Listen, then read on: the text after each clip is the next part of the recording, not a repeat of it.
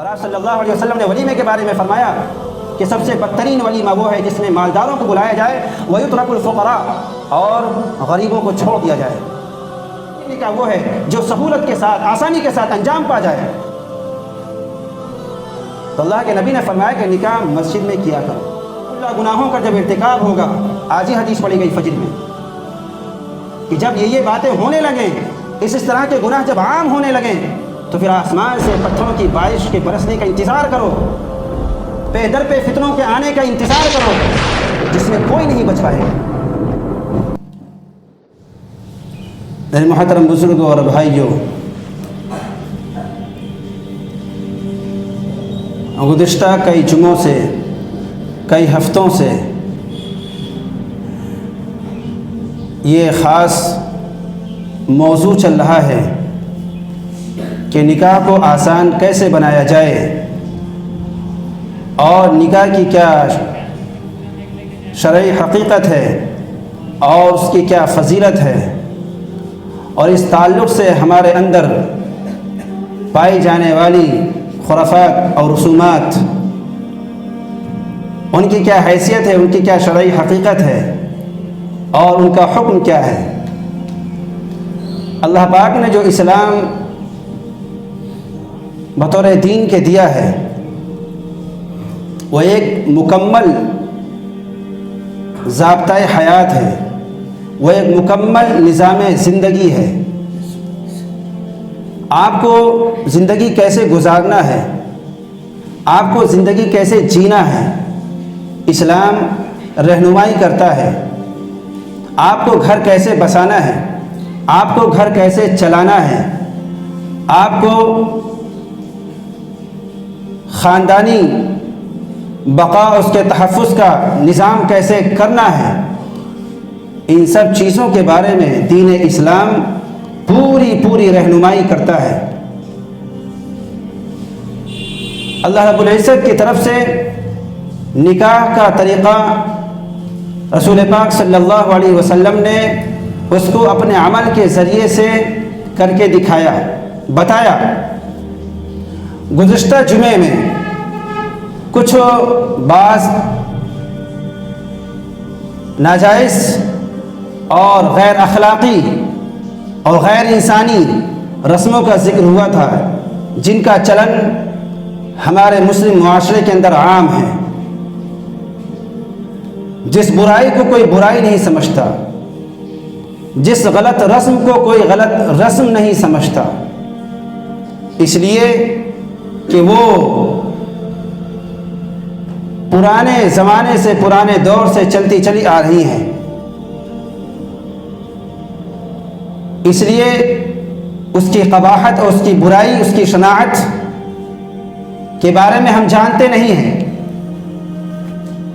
صحیح بات تو یہ ہے کہ اگر ان رسومات کی فہرست بنائی جائے، ان کو اگر شمار کیا جائے، ان کا اگر اندراج کیا جائے، تو وہ کئی درجن رسومات بنیں گی۔ وہ ایک الگ ہی زندگی ہے، وہ ایک الگ ہی شریعت ہے، ایک الگ ہی نظام ہے، الگ ہی طریقہ ہے۔ اس کا ایجاد کرنے والا کون ہے، اس کو سماج میں نافذ کرنے والا کون ہے، کچھ پتہ نہیں۔ اس کی بنیاد کب پڑی نہیں معلوم۔ اتنی سارے رسومات اور اتنے سارے خرافات کہ جن کی تعداد تو ہمیں پتہ ہی نہیں، لیکن ہو رہی ہیں۔ جن خواتین کو غسل کے فرائض اور وضو کے فرائض، جو کہ اگر نمازی ہے تو 5 مرتبہ تو کم سے کم وضو کرتی ہی ہوں گی، جن خواتین کو غسل کے فرائض اور وضو کے فرائض نہیں معلوم کتنے ہیں، کون کون سے ہیں، ان خواتین سے آپ شادی کی رسمیں گنوا لیجئے، ایک سانس میں ساری رسمیں گنا دیں گی۔ اور ایسا نہیں ہے کہ وضو اور غسل کے فرائض کوئی 10 20 یا 50 ہے جنہیں یاد رکھنا مشکل ہو۔ غسل میں 3 فرائض ہیں اور وضو میں 4 فرائض ہیں، لیکن اکثروں کو نہیں معلوم۔ توجہ جدھر دی جائے گی وہی چیزیں آئیں گی۔ دھیان جدھر جائے گا وہی چیزیں آئیں گی، اور جس کی طرف توجہ نہیں کی جائے گی وہ بالکل نہیں آئے گی، چاہے وہ جتنی پکی نمازی ہوں اور وضو پہ وضو کر رہی ہوں، نہیں آ سکتا۔ وضو میں کتنے فرائض ہیں ایسی عورتوں کو بھی نہیں معلوم جو وضو کرتی ہیں۔ جب یہی نہیں معلوم کہ وضو میں فرائض کتنے، فرض چیزیں کتنی ہیں، تو اگر چھوٹ جائے کوئی چیز انہیں پتہ ہی نہیں چلے گا کہ وضو ہوا یا نہیں ہوا۔ بہرحال تو زیادہ تر انرجی، اپنی طاقت، ذہنی صلاحیت اور طاقت، وہ سب انہی سب غیر شرعی رسومات میں صرف ہوتی ہیں، خرچ ہوتی ہیں۔ یہ میرے ہاتھ میں پرچی ہے چھوٹی سی، مجھے تو ان رسموں کے بارے میں معلوم نہیں کہ کتنے درجن ہیں، کئی درجن رسومات ہیں شادی بیاہ میں، جو بڑی بڑی رسومات ہیں جو واقعی شرعی طور پر ناجائز ہیں، حرام کے درجے میں بھی آتی ہیں۔ اس کو میں نے نوٹ کر لیا ہے، کچھ کا ذکر تو گزشتہ جمعے میں کر دیا تھا، اور کچھ کا ذکر آج کے اس جمعے میں انشاءاللہ کریں گے۔ نکاح نام ہے دو گواہوں کی موجودگی میں ایجاب و قبول کا۔ نکاح نام ہے دو گواہوں کی موجودگی میں ایجاب و قبول کرنے کا۔ بس اس میں نہ لمبی چوڑی بارات کی قطار ہے، نہ عمدہ سے عمدہ کھانے کا نظم، اور نہ کسی طرح کا کوئی صرفہ اور خرچہ۔ مہر اس میں واجب ہے جس کا ادا کرنا ضروری ہے۔ قرآن کریم میں اس کی تاکید آئی ہے، آتوہن اجورہن بالمعروف وآتوہن صدقاتہن نحلہ۔ قرآن پاک میں مہر کی ادائیگی کا ذکر ہے، اور جو مہر ادا نہیں کرتے، دنیا سے رخصت ہو جاتے ہیں، ان کے بارے میں بہت سخت وعید ہے۔ تو یہ تین چیزیں بنیادی ہیں، دو گواہوں کا کم سے کم ہونا، تاکہ زنا میں اور نکاح میں فرق ہو جائے۔ زنا چھپ کر کیا جاتا ہے، نکاح علل اعلان کیا جاتا ہے۔ قانونی اعتبار سے، اسلامی قانونی اعتبار سے دو گواہ کم سے کم ہوں، جو بعد میں گواہی دے سکے کہ ہاں ہم ان کے نکاح کے گواہ ہیں۔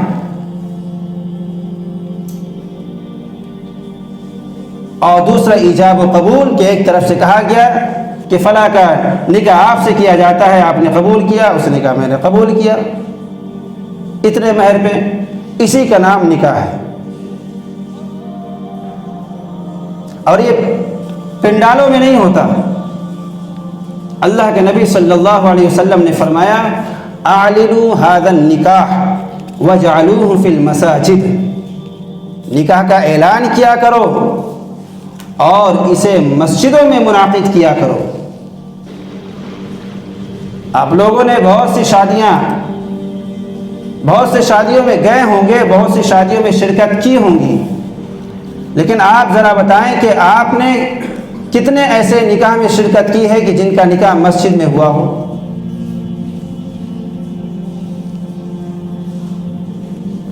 کتنوں کا نکاح مسجد میں ہوا ہے؟ نہیں بتا سکتے۔ معلوم ہی نہیں کہ مسجد میں نکاح کرنا مستحب ہے۔ دنیا کی ہر چیز میں اچھی سے اچھی کی تلاش ہوتی ہے، کوالٹی کا وہ دیکھا جاتا ہے کہ کوالٹی کیسی ہے، یہ نہیں ہمیں یہ چاہیے۔ دنیا کی چیزوں میں خوب سے خوب تر کی تلاش ہوتی ہے، تو نکاح میں جو چیزیں مستحب ہیں تو اسے کیوں نہ اختیار کیا جائے؟ مسجد میں نکاح کرنا مستحب ہے، اور مسجد کی جو برکات ہیں وہ اپنی جگہ پر مسلم ہے۔ مسجد کا جو پاکیزہ ماحول ہے، جو نورانی ماحول ہے، وہ آپ کو پنڈال میں نہیں نظر آئے گا۔ مسجد میں نکاح ہوگا تو لوگ خاموشی سے ایسے بیٹھے رہتے ہیں۔ اللہ کی گھر کی عظمت اس کے دل و دماغ میں رہتی ہے، وہ حرکتیں نہیں کرے گا جو باہر کرتا ہے نکاح کے موقع پہ۔ وہ تبصرے نہیں کرے گا مسجد میں جو باہر کرتا ہے نکاح کے موقع پر۔ مسجد میں مسلمانوں کے جو امور ہے، امور دینیہ، انہیں مسجد میں جب ادا کیا جاتا ہے تو بہت ساری غلط چیزوں سے اور بہت سارے گناہوں سے بچ جاتا ہے۔ مسلمانوں کے ان اجتماعی کاموں میں، ان اجتماعی امور میں نکاح سب سے اہم چیز ہے۔ کیوں نہیں اسے مسجد میں منعقد کیا جاتا ہے؟ لگتا ایسا ہے کہ مسجد میں نکاح کرنے کے سلسلے میں کسی کو کوئی علم نہیں ہے، اور اگر کہا جائے کہ مسجد میں نکاح کریے تو بڑی نئی سی بات لگتی ہے۔ ہمارا بھی نکاح جو ہے پنڈال میں ہوا، ہمارے ابا کا نکاح پنڈال میں ہوا، ساری برادری کا نکاح پنڈال میں تخت پہ ہوتا ہے، باہر ہوتا ہے، گھور کو برابر کر کے اس پہ ہوتا ہے، پنڈال لگا کر۔ یہ مسجد میں نکاح والی بات کہاں سے آ گئی؟ اعلنوا ھذا النکاح وجعلوہ فی المساجد۔ مسجد میں نکاح کریں گے، بہت سارے اخراجات سے بچ جائیں گے۔ اگر ریاکاری کی بیماری نہ ہو تو، اگر دکھلاوا اور نمائش کی بیماری نہ ہو تو مسجد میں نکاح کرنے سے انسان بہت سارے گناہوں سے، بہت ساری غلط حرکتوں سے اور بہت سارے اخراجات سے بچ جاتا ہے۔ اور جیسے کہ عرض کیا گیا، ان اعظم النکاح برکہ ایسرہ مؤونہ، کہ سب سے زیادہ بابرکت نکاح وہ ہے جس میں سب سے کم خرچ ہو، کم سے کم اخراجات ہو۔ خیر النکاح ایسرہ، سب سے بہترین نکاح وہ ہے جو سہولت کے ساتھ، آسانی کے ساتھ انجام پا جائے۔ تو اللہ کے نبی نے فرمایا کہ نکاح مسجد میں کیا کرو۔ کوئی نہیں کرتا۔ اس سنت کو زندہ کرنا چاہیے۔ مستحب ہے تو کیا ہوا؟ جب ہر چیز میں خوب سے خوب تر کی تلاش ہوتی ہے تو اس میں کیوں نہیں خوب سے خوب تر کی تلاش ہو رہی ہے؟ تو پہلی چیز یہ ہے کہ نکاح کو مسجد سے نکال دیا گیا ہے، اور اس کی وجہ سے بہت ساری سماجی برائیاں وجود میں آ رہی ہیں۔ نہ نکاح پڑھانے والا مولوی کہتا ہے کہ ذرا مسجد میں چل کے نکاح پڑھاتے ہیں، وہاں پر ایجاب و قبول کراتے ہیں،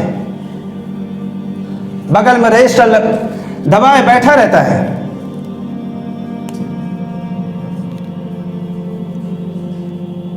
تو اگر مستحب ہے تو مستحب پر کیوں نہ عمل کیا جائے؟ اور ایسا مستحب جو مسلمانوں کی اجتماعی زندگی سے تعلق رکھتا ہے اسے تو مسجد میں ہی انجام دینا چاہیے، تاکہ مسجد کی خیر اور برکت نصیب ہو۔ اور دوسری چیز کا ذکر کیا تھا کہ دعوت ولیمہ کے موقع پر پیسوں کا وصولنا، پیسوں کا لکھا جانا، یہ قطعی جائز نہیں ہے۔ آپ نے اپنی خوشی کے موقع پر کسی کو بلایا ہے، کھانے پر مدعو کیا ہے، وہ بیچارہ پیسہ خرچ کر کے اور اپنے کام کا خرچہ کر کے آپ کی دعوت پر آیا ہے، اور آپ اس سے پیسے لے رہے ہیں، کھانے کا پیسہ لے رہے ہیں۔ ہرگز مت کہیے یہ کہ تحفہ ہے۔ دو آدمی بیٹھ جاتے ہیں میز کرسی پر اور لکھتے رہتے ہیں۔ دنیا میں کہیں دیکھا ہے کہیں کسی کو تحفہ دیا جاتا ہے تو لکھا جاتا ہو؟ یہ کون سا لاجک ہے کہ تحفے کو لکھا جاتا ہو؟ اپنے آپ کو، اپنے نفس کو مطمئن کرنے کے لیے ایک اچھا بہانہ ہے یہ نیوتے کی رسم۔ وما آتیتم من ربا لیربو فی اموال الناس فلا یربو عند اللہ۔ اس آیت کی روشنی میں مشہور مفسر قرآن مفتی شفیع احمد عثمانی صاحب اپنی تفسیر میں لکھتے ہیں، یہ سورۃ الروم کی آیت نمبر 39 ہے، کہ یہ قرض ہوتا ہے ایک طریقے کا، اور جب اس کو واپس کیا جاتا ہے تو کچھ اس میں اضافہ کر کے واپس کیا جاتا ہے جو کہ سود کے درجے میں آتا ہے، اور سود کی ممانعت ہے، سختی کے ساتھ اس کو منع کیا گیا ہے۔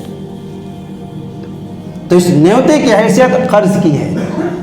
آپ نے ہمیں قرض دیا، اب جب آپ موقع آپ کا آئے گا تو ہم آپ کو دیں گے، واپس ہوگا، وہ قرض ہے، اسی لیے تو لکھا گیا ہے۔ سامانوں کی بھی یہی حیثیت ہوتی ہے، وہ بھی لکھا جاتا ہے۔ تو اس کو ترک کرنے کی ضرورت ہے۔ آپ 500 آدمی کا ولیمہ نہیں کر سکتے، 100 آدمی کا کریں، مگر اپنے اخراجات پر کریں، اپنے بل پر کریں۔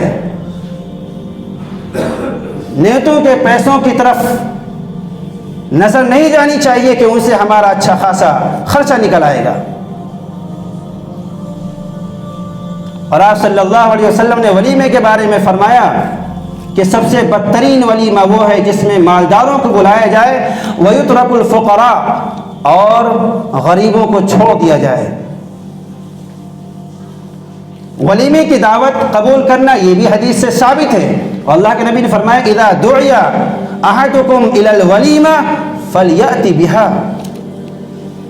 جب تم میں سے کسی کو دعوت ولیمہ میں بلایا جائے تو اسے ضرور جانا چاہیے، ضرور شرکت کرنی چاہیے۔ اور بدترین ولیمہ فرمایا کہ وہ ہے جس میں مالداروں کو تو بلایا جائے، پیسے والوں کو بلایا جائے، صاحب حیثیت لوگوں کو بلایا جائے،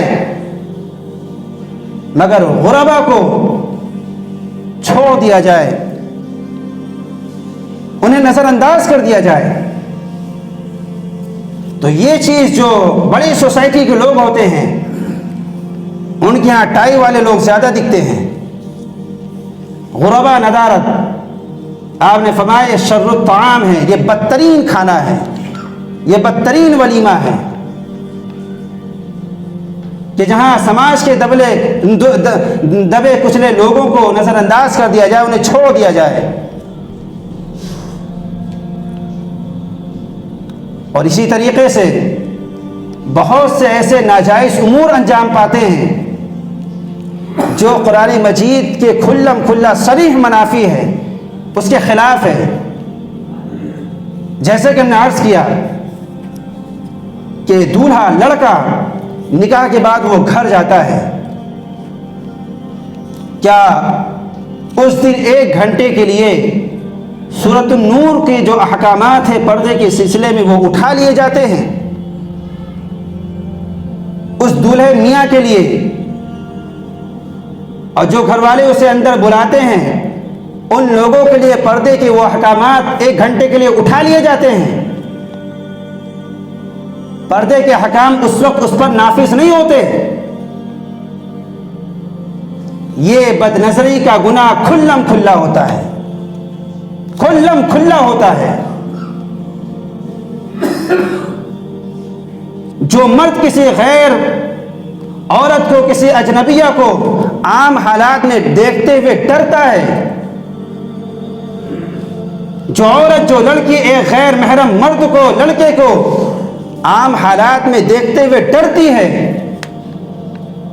کہ کہیں سماج کی نظر میں ہم نہ آ جائیں، شادی کے موقع پہ یہ چیز بالکل فراہم کر دی جاتی کہ اب دیکھو ایک اجنبی، ایک غیر محرم لڑکا اندر آیا ہے بن سور کر، پوری برادری کی عورتیں دیکھیں اسے، پورے محلے کی عورتیں دیکھیں اسے۔ بد نظری اور کس کو کہتے ہیں؟ غیر محرم مرد یا عورت کا دیکھنا اور کس کو کہتے ہیں؟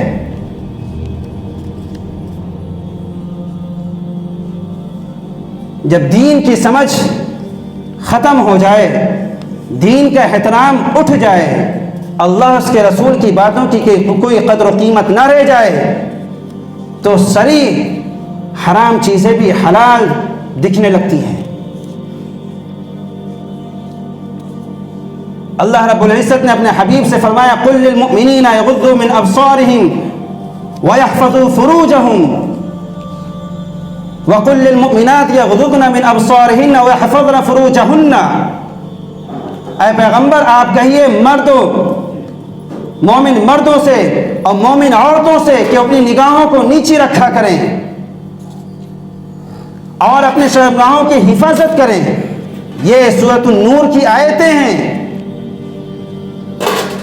اس میں مردوں کو اور عورتوں کو یہ حکم دیا جا رہا ہے، پیغمبر سے کہلوایا جا رہا ہے کہ آپ ان سے کہیے کہ اپنی نگاہوں کو نیچی رکھا کریں، اور اپنے شرمگاہوں کی حفاظت کریں۔ جب نگاہوں کی حفاظت ہوگی تو دل و دماغ میں جو خیالات، برے خیالات آتے ہیں ان پر قدغن لگے گی، اور جب ان پر قدغن لگے گی تو شرمگاہوں کی حفاظت ہوگی۔ پہلا مرحلہ دیکھنے کا ہوتا ہے، اس لیے قرآن کریم نے سب سے پہلے یہی کہا کہ اپنی نگاہوں کو نیچے رکھیں۔ مگر سلام کرائی منہ دکھائی میں ہوتا کیا ہے؟ یہی ہوتا ہے۔ حاجی، نمازی، تبلیغی، کون ایسا دیندار طبقہ ہے جو اس گناہ میں مبتلا نہیں ہے، جس کے گھرانے اور جس کے برادری کے لوگ اس گناہ میں مبتلا نہیں ہے؟ چھوٹی موٹی کوئی رسم ہو تو نظر انداز کر دی جائے، یہ تو ایک حرام چیز کو حلال قرار دیا جا رہا ہے، کیسے اس کو جائز قرار دیا جا سکتا ہے؟ ہوش کے ناخن لینے چاہیے۔ ایسے کھلم کھلا گناہوں کا جب ارتکاب ہوگا، آج ہی حدیث پڑھی گئی فجر میں کہ جب یہ باتیں ہونے لگیں، اس طرح کے گناہ جب عام ہونے لگیں، تو پھر آسمان سے پتھروں کی بارش کے برسنے کا انتظار کرو، پے در پہ فتنوں کے آنے کا انتظار کرو، جس میں کوئی نہیں بچ پائے گا۔ شادی بیاہ کو، نکاح کو بیجا رسم و رواج کی بیڑیوں سے آزاد کریں، خود بھی اپنے آپ کو آزاد کریں، اپنے دماغ کو آزاد کریں، اور آنے والی نسلوں کو بھی اس سے آزاد کر دیں۔ کیوں باندھ کر رکھ رکھا ہے؟ آنے والی نسلوں کو کیوں ایسا سماج دینا چاہتے ہیں؟ آپ نے اپنے بچوں کی شادی تو اپنے اعتبار سے کر دی، لیکن اگر آپ کی آنے والے نسلیں، ان کے پاس اتنا پیسہ نہیں ہوا کہ وہ آپ کی بتائی ہوئی رسموں کے مطابق اپنا نکاح کر سکیں، تو کیا ہوگا؟ اس کا نتیجہ کیا ہوگا؟ نکاح مشکل ہو جائے گا، بہت سخت ہو جائے گا، اور خواہشات کو پورا کرنے کے جو دوسرے ناجائز راستے ہیں وہ کھل جائیں گے۔ جن جن سماج میں، جن قوموں میں شادی بیاہ بہت مشکل بنایا گیا ہے، اور جہاں کے سماج میں اس کو بہت مشکل کر دیا گیا ہے، وہاں پر زنا عام ہو چکا ہے۔ ختم کریں انہیں، اور یہ ایک چیز کے ذریعے ختم ہو سکتی ہے۔ یہ سوچیں کہ ہم مسلمان ہیں، اور مسلمان کا مطلب ہوتا ہے اللہ کے احکام کے سامنے سلنڈر کر دینے والا، اپنے آپ کو اس کے حوالے کر دینے والا۔ ہمارا اپنے جسم پر کوئی اختیار نہیں ہے، ہمارا اپنی خواہشات پر کوئی کنٹرول نہیں ہے، ہم اپنی ذات کے مالک نہیں ہیں، ہمارا مالک اللہ ہے۔ اس نے جیسا کہا ہے، جس طرح کرنے کے لیے کہا ہے، ہم اسی طرح کریں گے۔ ہم اپنے خواہشات کے غلام نہیں ہیں، ہم برادریوں کے غلام نہیں ہیں، ہم اس سڑے ہوئے سماج کے غلام نہیں ہیں، ہم اپنے اللہ اور اس کے رسول کے غلام ہیں۔ سماج چاہے جو کہے، برادری چاہے جو کہے، ہم کریں گے سنت رسول اللہ کے مطابق۔ اور جس دن سے یہ نکاح مسجد کے اندر منعقد ہونے لگے گا، بہت ساری برائیاں خود بخود ختم ہو جائے گی، خود بخود ختم ہو جائے گی۔ کہتے تو ہیں مسلمان ہیں، اللہ اس کے رسول کے ہم غلام ہیں، مگر دراصل ہم اپنے خواہشات نفسانی کے غلام ہیں۔